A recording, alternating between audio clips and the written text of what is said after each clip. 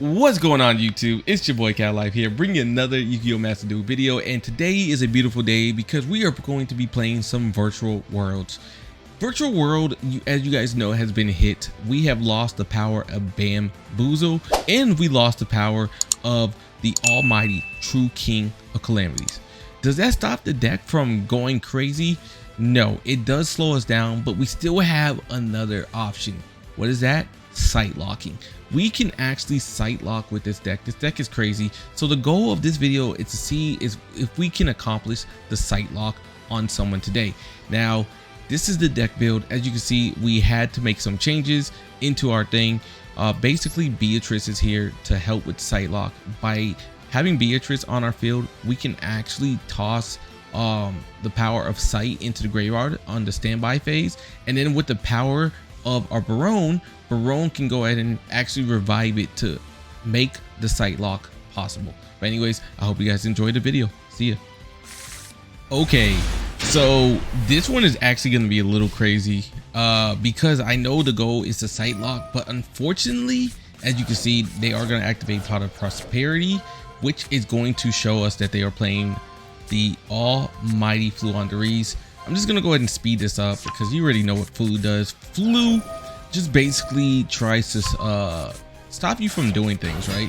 So anyways, he is gonna start out with Eaglin and then get the Robina. I'm actually going to go ahead and Ash his Robina, and the reason I'm doing that is so I can stop the barrier statue plays.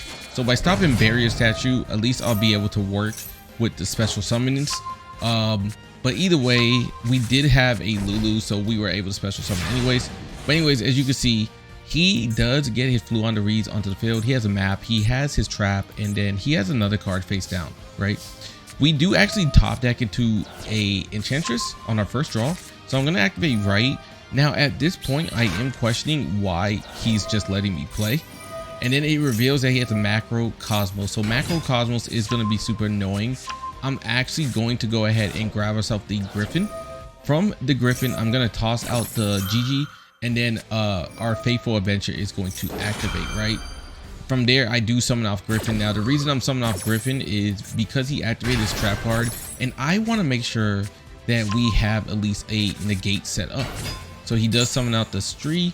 From the Stree, he is going to go ahead and go into the Robina to chain block. The Robina is then going to go ahead and be able to summon itself, which he then is going to go ahead and get off the power of the Mist Avian. So now, as you can see, he's activating all his cards.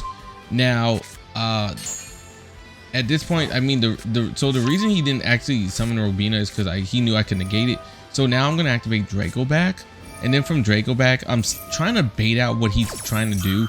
He decides not to do this, so now I'm going to activate Emergency Teleport, right?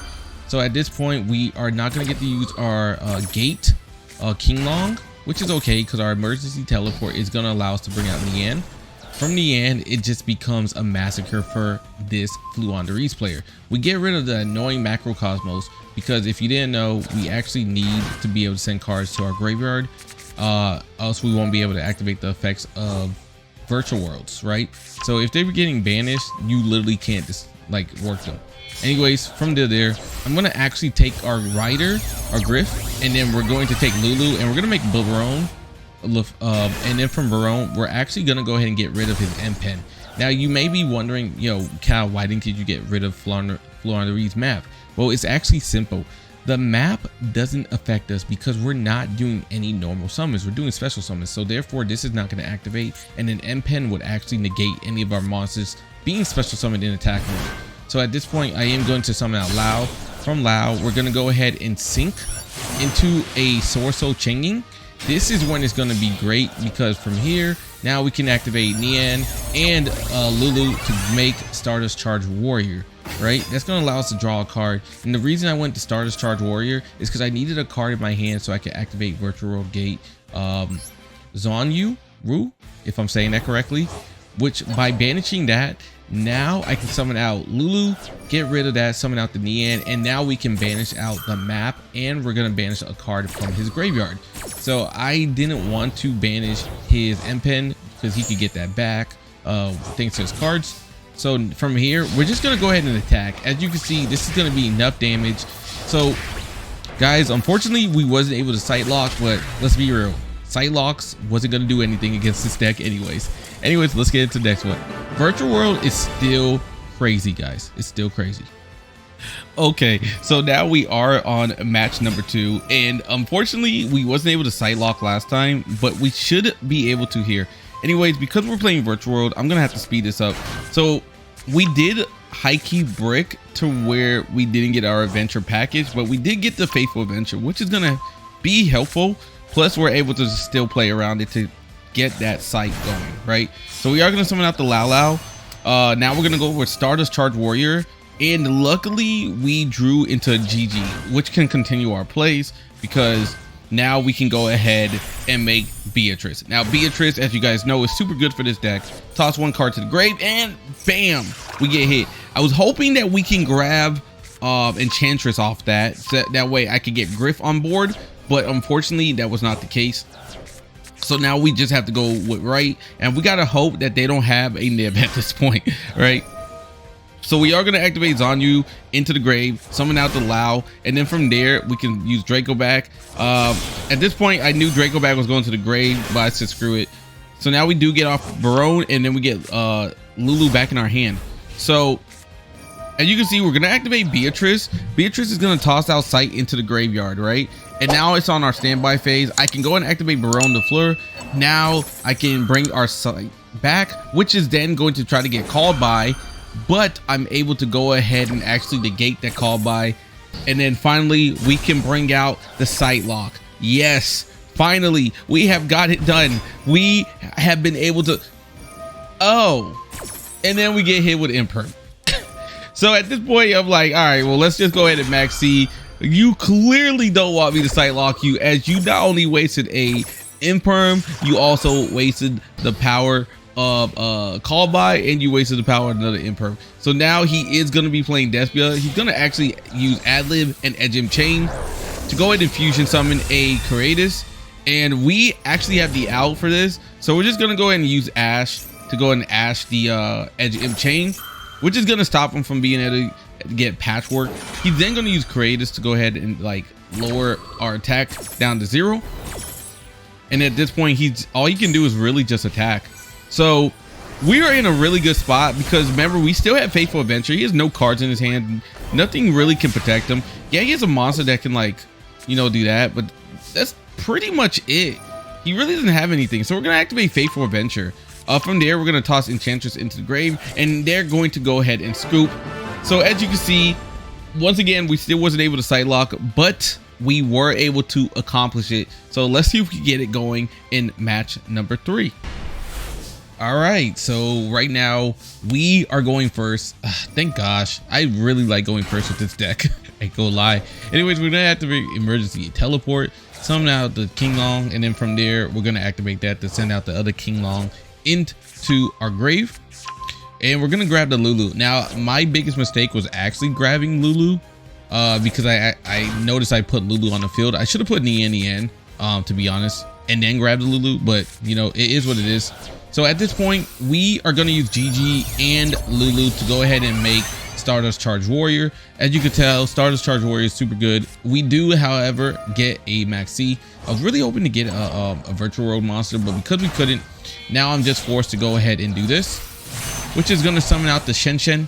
From the Shen, I do have to unfortunately end my turn, but it's okay, as I do have a one destroy, one Maxx C, and I have a Ghost Ogre, right? So depending on what I'm playing, I should be okay. They are going to activate Pot of Desires. Pot of Desires is going to banish 10 cards, let them draw 2. They're going to activate Swordsoul Moye. Moye is going to reveal the blackout, so we know what he has, so that's going to be super annoying. So I decided to go ahead and get rid of his Moye.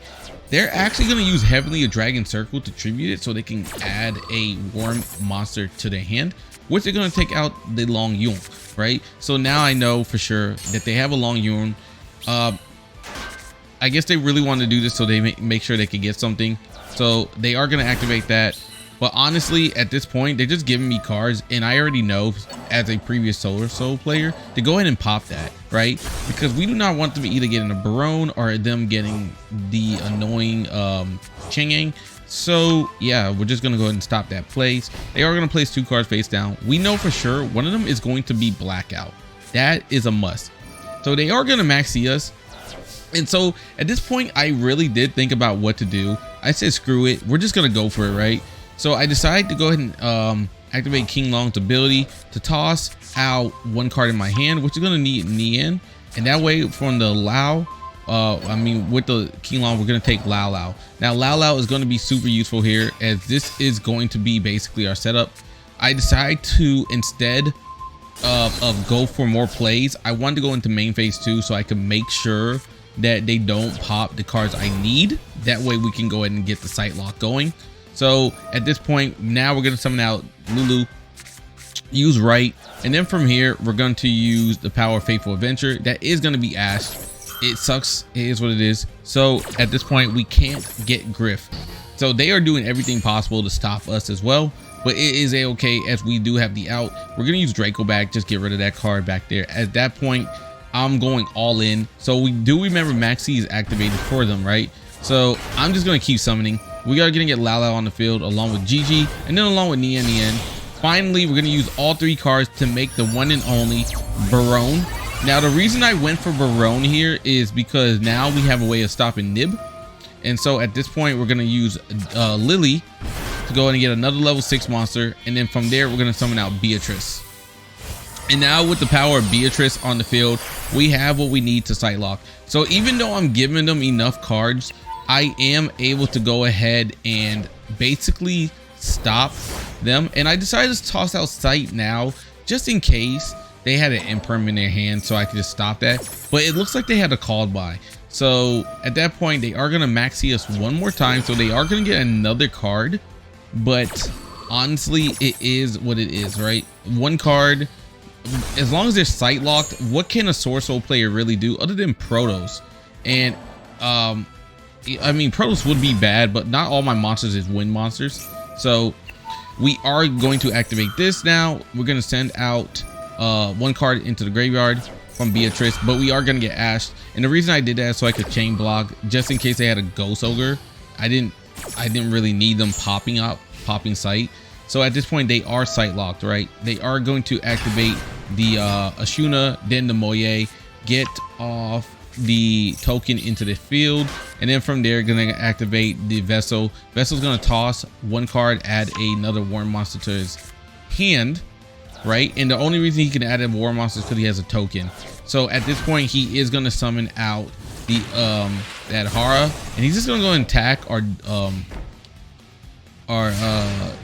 what is it, the LuLu. I don't know why I was having a brain fart there.